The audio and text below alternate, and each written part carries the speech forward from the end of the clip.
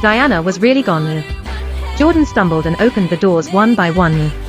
The master bedroom, the guest bedroom, the study, the cloakroom and finally the children's room. Jordan finally could not hold on any longer, his knees went weak and he fell to the ground. No wonder Diana looked at him with disappointment and resentment in her eyes last night.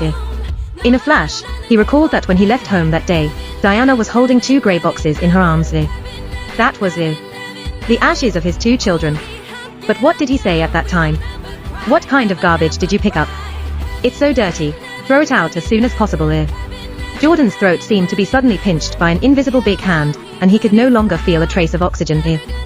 In a trance, he suddenly remembered that on the children's 5th birthday, under the pressure of their grandfather, he and Diana took the 2 children to the playground for the first time. The little daughter stood timidly in front of him, looking up at him and asked, "Dad, don't you have to work today? I'm really happy.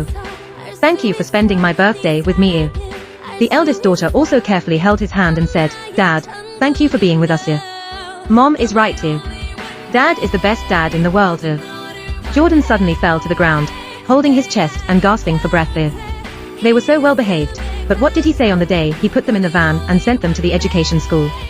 "You are such an uneducated person. Is this how your mother taught you to treat guests? You are just as unpresentable as your mother." Jordan's tears fell to the floor. In his blurred vision, he saw a photo on the floor. He stood up suddenly, crawled over using his hands and feet and picked up the photo carefully with trembling hands. That was a photo of Diana and her 2 children. There was a little man drawn next to it, with a brush and something was written crookedly on top of the man's head. "Dad." All the emotions seemed to have found an outlet in this and Jordan finally burst into tears. Apart from this photo, Diana left nothing behind. She hated him, she had no thoughts for him. Jordan took out his phone and frantically tried to call Diana, over and over again. But no matter how many times he called, all he heard was the mechanical shutdown tone. Jordan's heart seemed to be thrown into a bottomless abyss. His heart sank again and again, until there was no sound anymore. It was not until this moment that Jordan suddenly realized. For so many years, Diana had always stayed where he could see her. No matter when, as long as he looked up, he could always see Diana standing in front of him with her 2 daughters.